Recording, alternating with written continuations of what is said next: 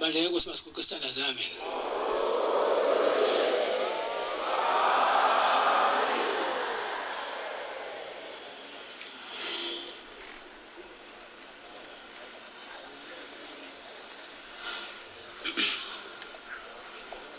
Keketi kusasepani.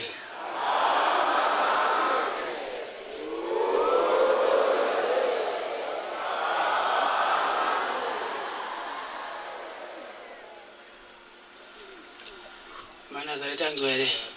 awuthi uvalo ngestabelelo 139 khulu amashumi amathathu nesishiyagalolunye ufile olandelwa izizwe ufile simzwile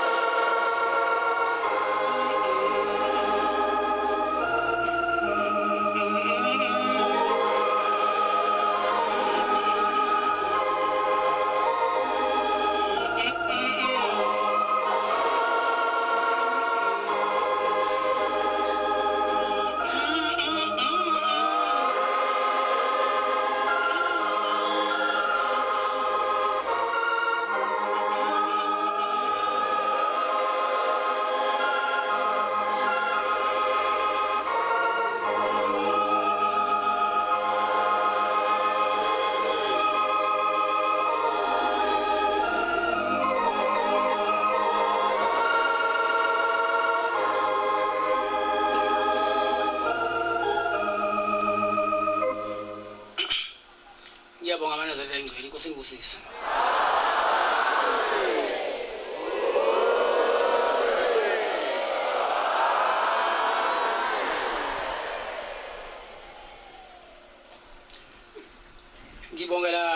izwe lakaMthethwa amaNazaretha angcwele.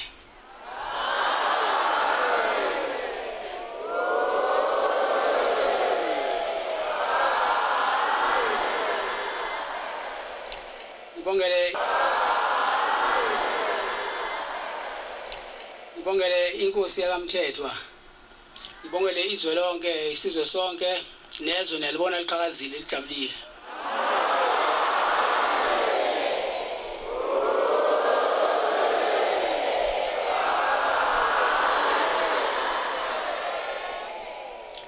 Eqinisweni mase kufika uShembe endaweni yaphenduka leyo ndawo ibengcwele.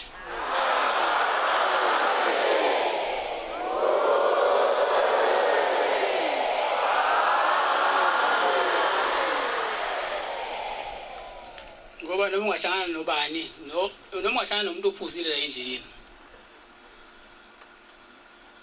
lelizwe laMthethwa, ungathi mawuthi uyambuza uthi athi uyapi, uthi uyapi,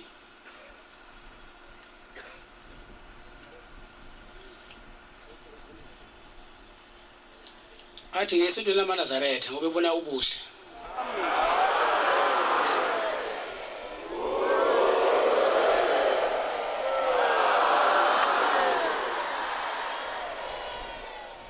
Okunye okubuye kungijabulise kakhulu ukubona amakhosi anda kuleli bandla langakuthina.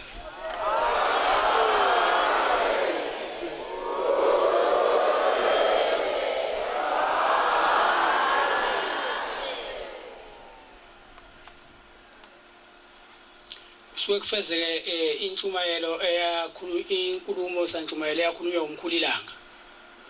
Ibabhathisa inkosi endala yamaqathe ethethela umfowabo. Nami ngibona sengithola abafowethu nobaba manje.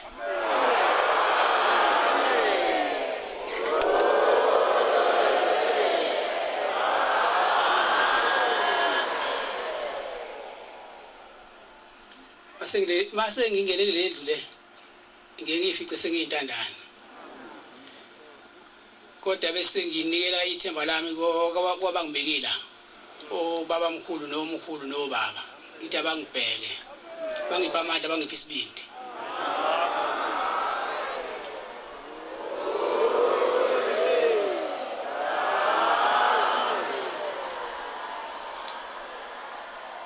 Sibonge nje ukuhlala kule ndawo yakaMthethwa ethembelizayo.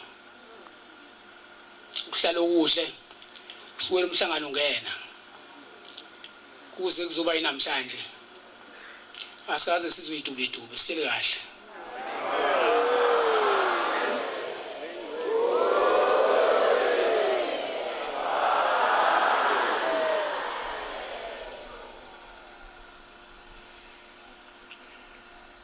Inkosi yalelizwe ke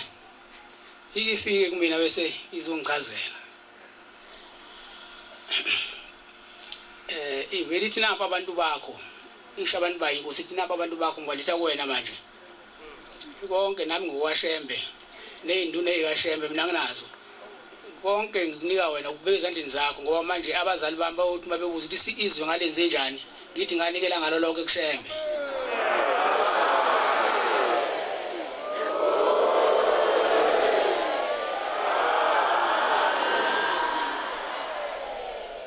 Futhi le ndawo engathi abantu abangakholwa abancane kakhulu.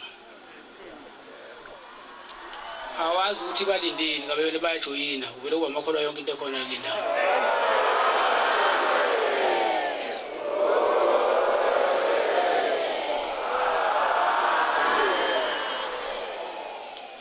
Awe sayoqhubeka nokuhlala la kule ndawo kodwa manje kuphoqa isikhathi. Isikhathi asisekho basidinga phambili. Kodwa asizi ukunukhohlwa siyonikhumbula zonke isikhathi.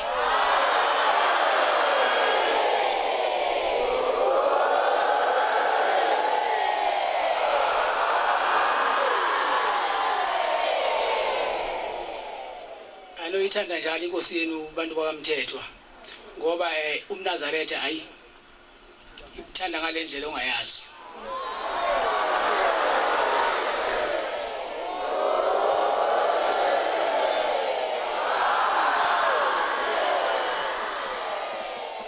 Nihloniphe futhi.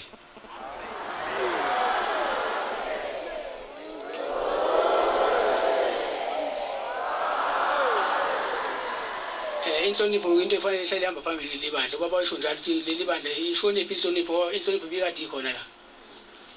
manje iyashabalala ngokuyishabalala hloniphani madoda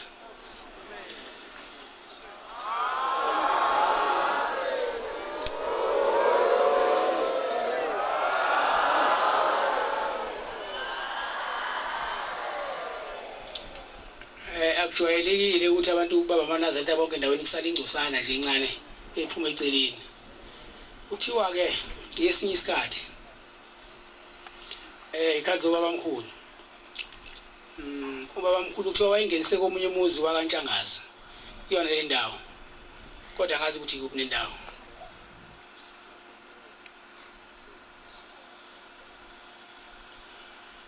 kwase kubonakala ukuthi isomiso sasipilitile kulelizwe ngendlela kwase kome ngayo ukuthi kwase kudabuka ngisho inhlabathi Tshoko kukhona umfundisi ke owayekhona la weinkonzo wayebukhonza kakhulu utshwala wakade maye esontweni nje maye esontweni wayidlula ngaphandle mayisa esontweni konkosi mayisebuya konkosi bese yadlula akhuleke ukhishwa ukhamba ashaya umfundisi ngoba phela konkosi ihlale kuzo nqishwa umuntu la yeke umfundisi wayebuya njalo bese edlula bese eshaya bese eyagoduka ekhaya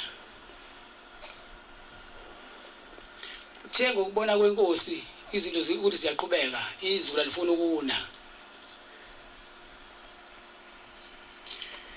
yayisimncenga umfundisi athi umfundisi wenkosi siza ngoba nina nithi nikhuluma naye uNkulunkulu esho yena lo umfundisi lo ophuzayo ngoba nithi nikhulume naye uNkulunkulu sicela uyosikhulumela naye uNkulunkulu lo asiphe noma amaconsi nje hayi imvuleni ngamaconsi nje ukuthi kubahlaza nenkomo ekwazi ukudla nabantu baphile wayesephendula ke umfundisi lo ngoba ngiyabona ukuthi undaba ezitha akabonanga ukuthi sekumthathile utshwala umfundisi uthi umfundisi indaba ezitha imvula isekho siyaphela ngisho emathangini ezulwini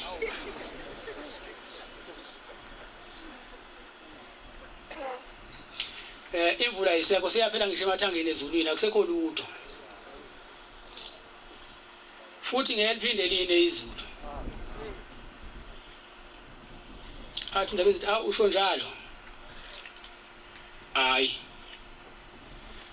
aqhubeke notshwala umfundisi ngoba phela useyiphendulile phela ngizwe lithandwa uyena nempendulo ethandwa uyena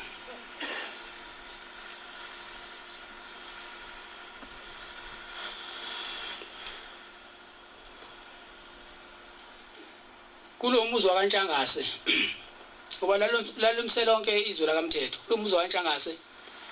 uNtshangase lo engathi uyinduna noma wayinduna liyana khona izwi bakhulu babamkhulu phakathi endlini liyana bese liphela khona lapho bese kuba khona yona induna le isibona isomiso ukuthi awu khona umuntu lo ungivashelela kodwa ongenisela kwami uyakwazi ukuthi akhulume noNkulunkulu line izulu esuka babamkhulu bese eyakonkosi eyoyibika le ndaba konkosi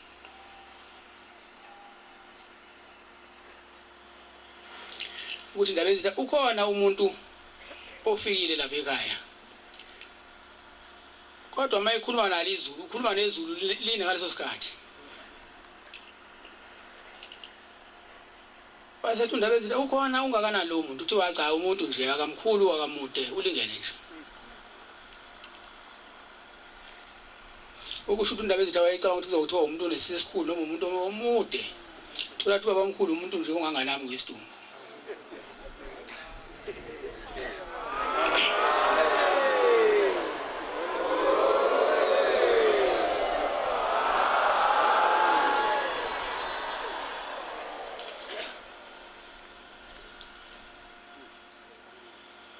isibikile ke induna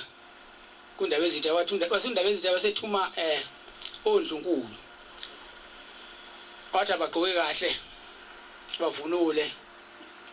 bayobona lo muntu bayomcelela imvula ngoba phela abantu sebezuze babhuqabhuqeke manje imfuyo isiqalile yafa ushile imfula kusha yonke into emasimini base ondlunkulu bevunula beconsa beya khona emzini kaNtshanga sibamfica kuNkulunkulu lapho uyayibika indaba abayithunywe uNdaba Ezitha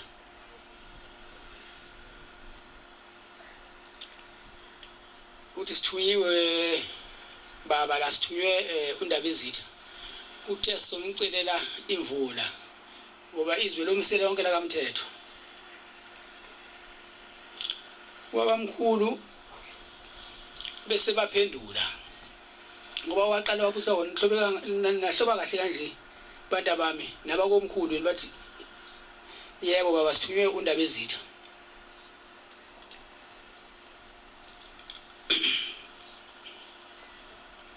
basebeleka udaba babamkhulu wasekhuluma ke nabasezulwini base bemphendula abasezulwini bona uNkulunkulu abakahambi base bemphendula ke ezulwini bemtshela ukuthi cha imvula iyaza khona manje bayisephendukela kubona omama labathi ngoba niqoke kahle kanjena usho chaza ukuthi ibone ngathi imvula izonifica nje bese bexakeka nje uNkulunkulu ngoba ilanga lalishisa ngalendlela exakile uthi wathi lo mnomzane sizonethwa ukuthatha lokho kushoyo base behamba ke nalolo lizwi abanikwe babamkhulu uthi abeze kunetha bathe bengakahambi nakuhamba isihamba ibanga lencane nje babona imfuyo iqhamuka ngasentshonalanga ihlangana neliqhamuka empumalanga neningizimu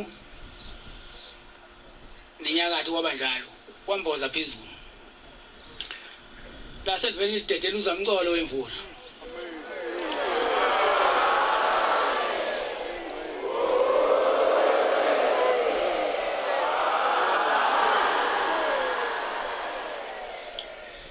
lana ngalendlela yokuthi labo mama oNdlunkulu abangeke sakwazi ukufinyelela konkosi ngoba wasegcwele imfula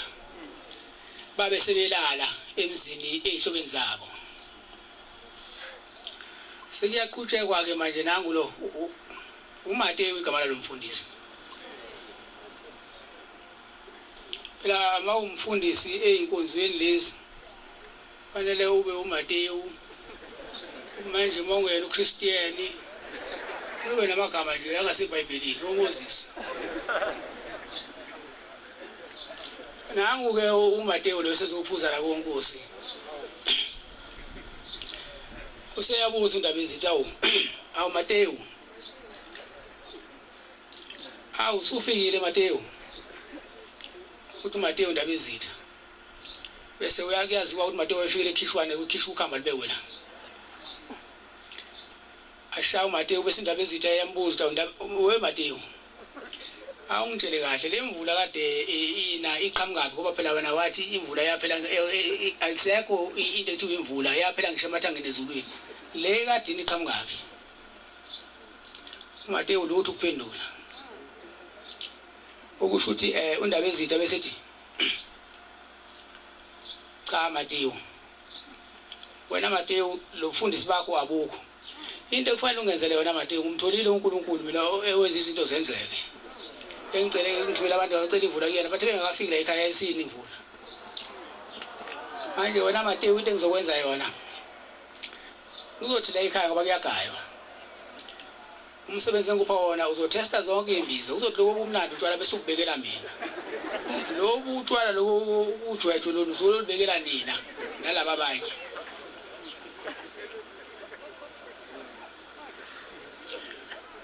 uMateyu waqaliswa kanjalo ke eqalekiswa uNdaba Ezitha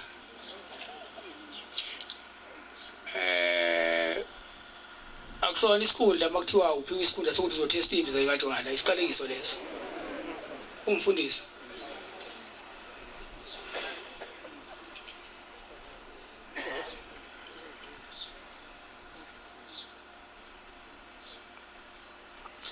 uMateyu wase kuba njalo ke uMateyu ngoba phela wakhuluma into ethandwa uyena uMateyu akashwanga ukuthi yena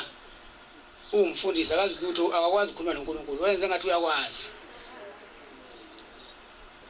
manje wasenika isikhundla ke sokuthi uthesta imbiza komkhulu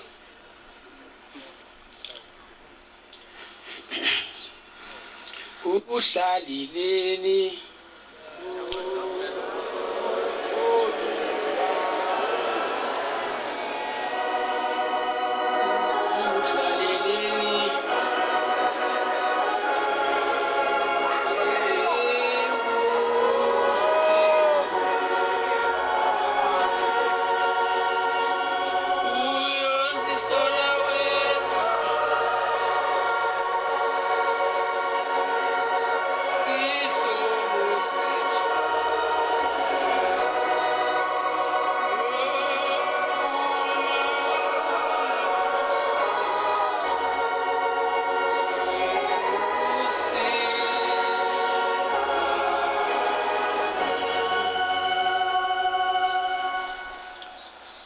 ubaba mkhulu uManazaretha wayezenza izinto izimanga nemangaliso ngoba kuthiwa kwelinye izwe ngala koMandini waseqowe ngisho uqoshwe ngisho usuku lomshado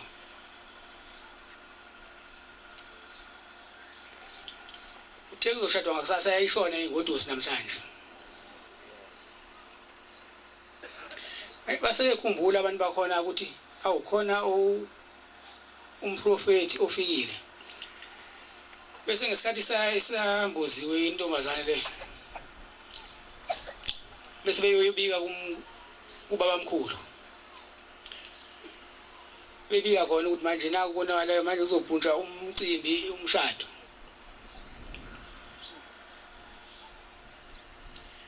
babike bese baba mkhulu ayihambani ngofika kusasa ningamenzi lutho ningathi inhlelo lezi bese nihlelile ningayishintsha iqhubeke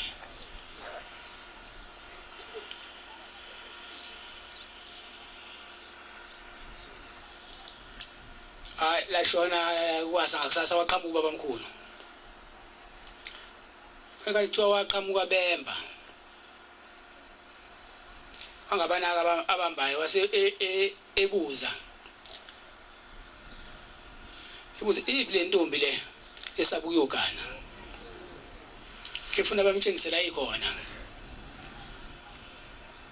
wase bemtshengisa ukuthi wathi efika bamkhulu wakhuluma kancane yavuka intombazane yanyakaza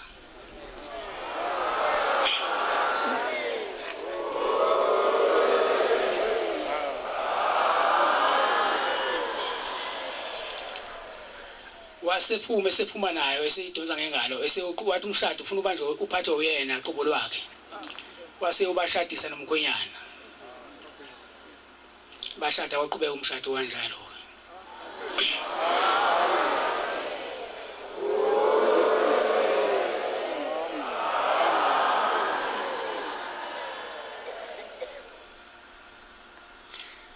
sekuthi ngezinye insuku ke ngababa mkhulu zokusondela ukuthi ashintshe ibhandi angazi ke umkhulu ilanga noma wayephuma esikoleni uyofunda noma wayephuma esikoleni la efundisa khona emazintuli efike ePhakameni manje wathi mayefike ePhakameni wangamfica ubaba wakhe ukhokho wasebuza kwababe khona ukuthi ushonephi ubaba kwangaba khona owazi ukuthi ushonephi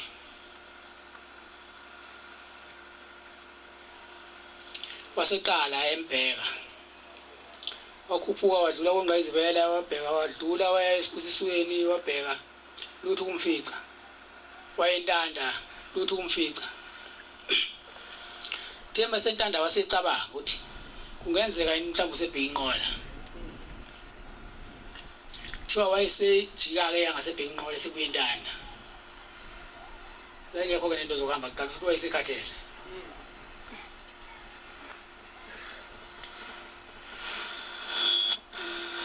wafika entanda hayo wayesefika ebhenqola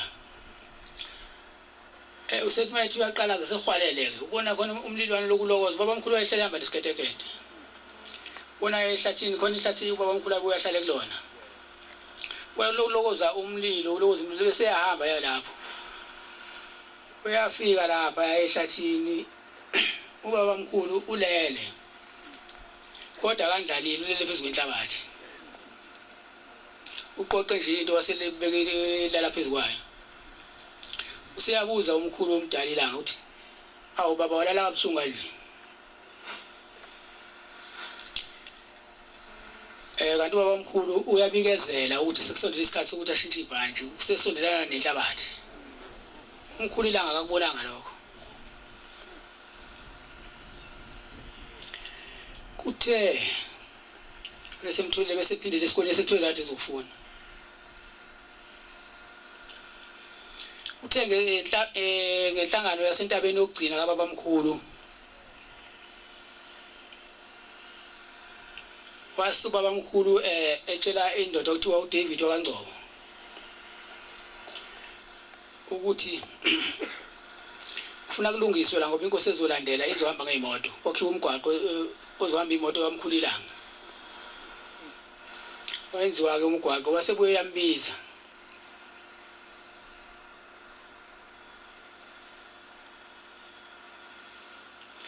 wathi namhlanje ifuna ukuyezulwini ngiyolanda ingilosi kamkhulu ilanga ingilosi ezosebenza umkhulu ilanga wasihamba ke wasethi kulo uNgcobo wena Ngcobo uzongisiza ngokuthi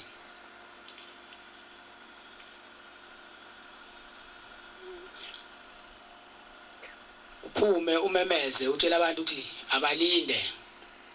sehwalele abalinde abantu nangempela uNgcobo wenze njalo thiwa wayethi mayememeze ezodlula ngasedokodweni lakini mangabe khona abagulayo bahlanze bawa abanye kwenzeke yonke nje imkhuba waqeda amadokodo wasebuye usho ukuthi ubaba mkhulu wayesebuye leyo nguloso wayeseyitholile isihamba nayo uNgcobo athi mayememeza phambi kwedokodo lo kukhona uhlanya ukuhayize kuphuma ipoliyane noma kukhona kufa kuthini bahlanza abantu kuphume lo kufa sekuthi ngesikade ke seyahamba ubaba mkhulu emhlabeni esihambile ubaba mkhulu emhlabeni ushiye umkhulu ilanga kodwa engathi umkhulu ilanga akakaye egospel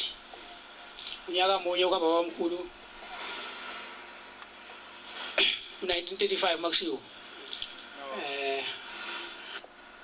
ngo-1935 asihambile kubaba mkhulu sekugula inkosi yakaLithuli sekugula umkankosi yakaLithuli khona kuleko gospel guliswa ukuthi esikhathini sakudala kwakuthi umakoti ayekuma esezobeletha ushuthi nayo inkosi yambona ukuthi umakoti usezobeletha akakaye ngasekhaya uze ayobeletha kahle kube khona nombheki uma wakhe wase yabeletha ke umakoti ingane ayibeletha umakoti yasiyashona emveni kwalokho ingane sishonile umakoti aphindanga waba umuntu ophilayo wagula ngendlela exakile ngoba kuthiwa uma iyaya ngasese wayikhipha igazi ungasangeni lutho oludliwayo okusho ukuthi konke ayeqile balando befundisi bathandaza ukuthi kutholakala ukuthi uma ukubo balando nezwe la izwe le ndaba ukuthi uNdlunkulu akaphilile uhlale bebuthelana konkosi emzini womkhulu wenkosi abantu bezobheka ukuthi bethandaza benza konke bekhothisa izama impilo kuthiwa kuleyo ndlu kwase amabhodlela ayisemaningi kakhulu kangoba mangabe ungazi ongacaba ukuthi umama wala ekhaya oyinyanga yayisiminingi imithi yokulapha kwase kuphele ngisho isibaya khishwe inkomo kuthola ibhodlela aphuze kube hlanganiwe nomoya le inkonzo zifika ithandaze ihambe kufani nje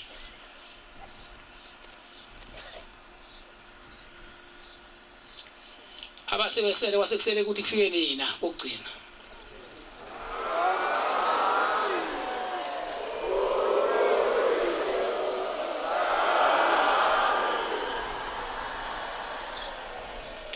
phela eqinisweni elaziwa noma ubani umuntu wayeke la kanti la akho kwamali uphila mahala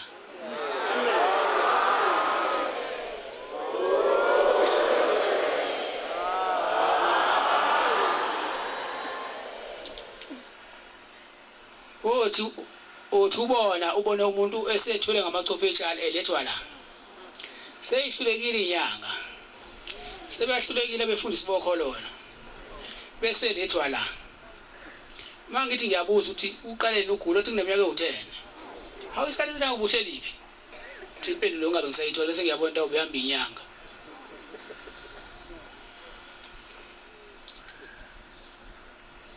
nakhona ke la uNdlunkulu sebehambe bahamba bakhathala futhi bawakhohliwa amaNazaretha hayi ngoba bayakhumbula ibona amaNazaretha akhumbula bona seyahlangana ke ngesabatha amaNazaretha amadoda amane engathi enye kwakuwumlida enye kuLushaba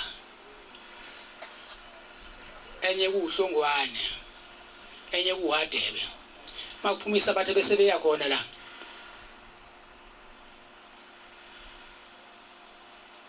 ekhweni la kuNkosi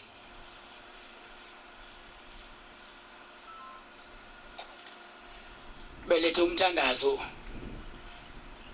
kodwa phathi kwabo kwakhona ongathembi uHlongwane ethi wakena wayengathembi ethi ngoba umuntu ebesicela kuyena izinto zenzeke uhambile so khuluma nobani sikhulume ngobani bese kusho ukuthi omlida lapha noHadebe babe khona ngale ndaba yokugcina ngemhla ubabamkhulu ethi usalanda inglosi kaMkhulu Ilanga eyayiphilisa abantu entabeni uMkhulu Ilanga esesikoleni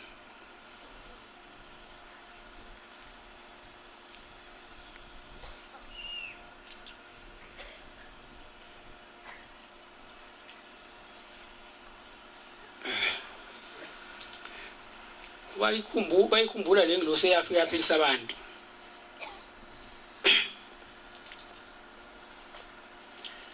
base beyabopha bayabopha bahamba bayo la ikhulwa khona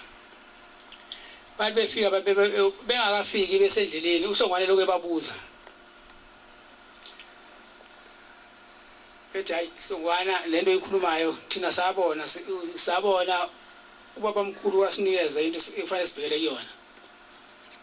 siyazi somemeza abani sala wena bangabula ukukhuluma kanje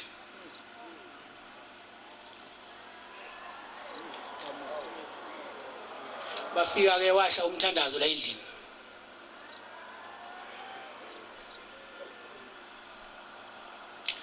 washa umthandazo kuthe umthandazo uphakathi kwabonakala umama ngathi uyaqwebuka uyasukuma uhlala ngezinto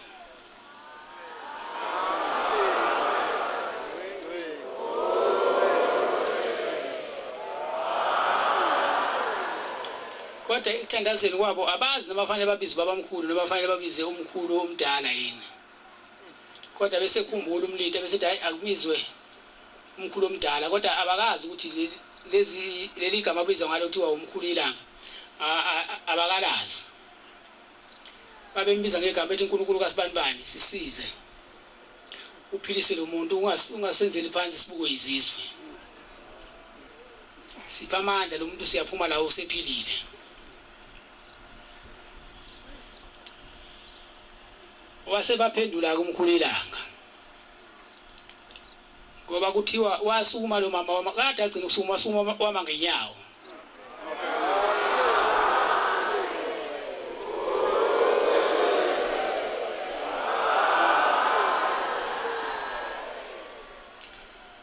wasuma wama ngenyawo lo mama wahlanza wakhipha yonke into waphuma wonke owayekudlile kwaba ukusinda kwakhe lokho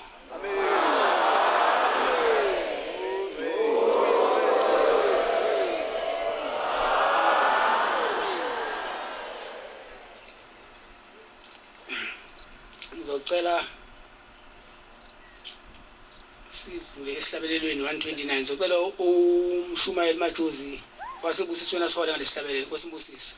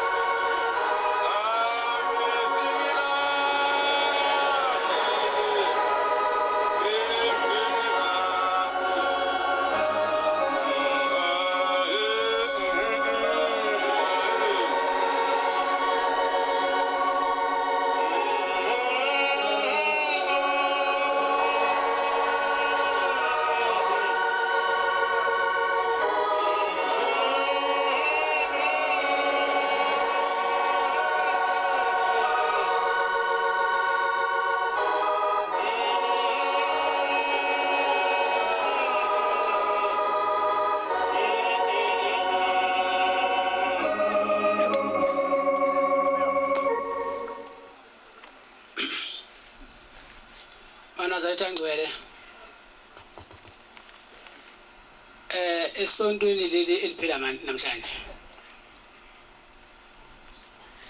kufike isigijimi la kumina sizobika umkhokheli uMamncambi ukuthi ushawe istroke usesibhedlela washo ukuthi othunyiwe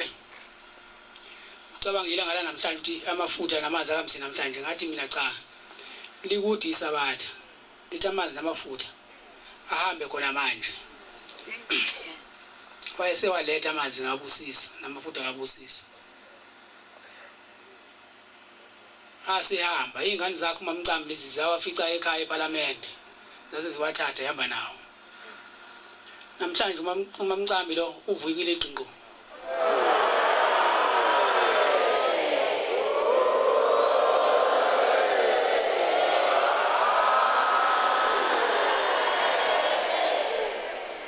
akwenzi mina kwenza ubhombela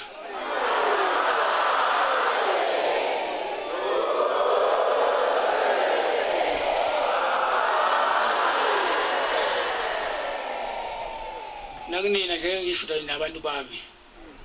nabantu bakabhombela nina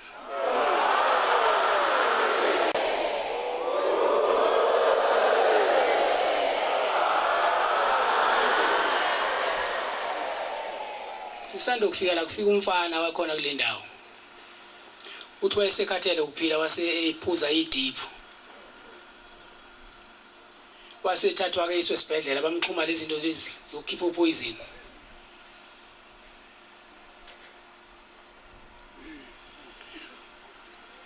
wasefika udokotela emthinta wasethola ukuthi useshonile udokotela mayithola ukuthi useshonile kanti lo mfana uthi usazobona mina wasebona mina lo mfana ngimbambe emahlombe ngimnyakazisa ngithi ulaleleni la washo wavuka lo mfana umoya wabuyele enyameni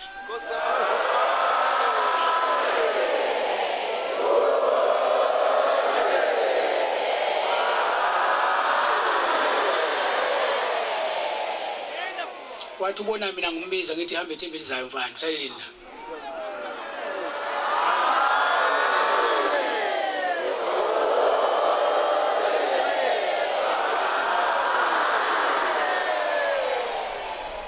wayekade efikile ke ezobonga lona unyazi lona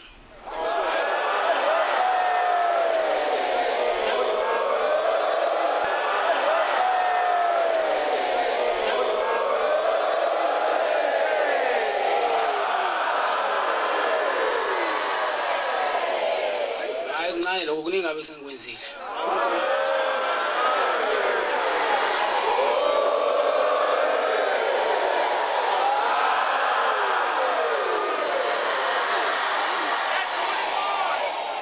mina ngakhomba abantu khona la ethempelini lo ubusoyimini engasekho lo ubusoyimini engasekho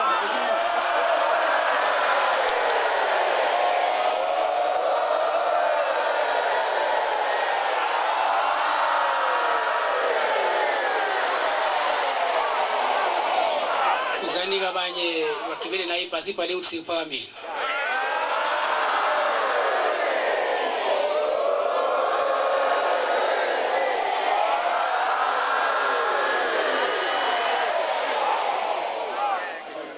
sekusele into eyodwa ke manazari sekufanele nilungise inhliziyo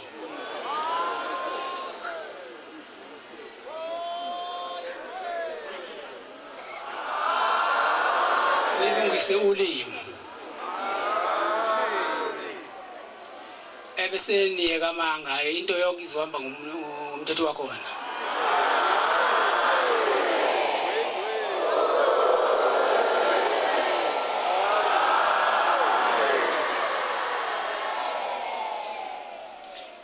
abantu bahle kanje ingqondo ezimhlophe fanele nangaphakathi sibe khona into ezimhlophe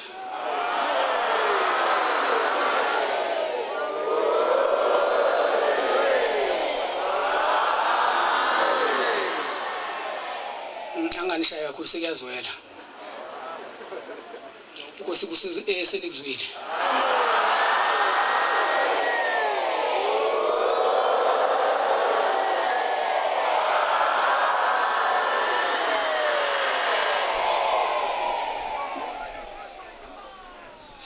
sizovala lenkonzo yamanje ngesihlabelelo samakhulu 234. Sizocela umvangeli umthetho wakhona lapha ekhaya sona ngesihlabelelo. Nkosi mbusisi.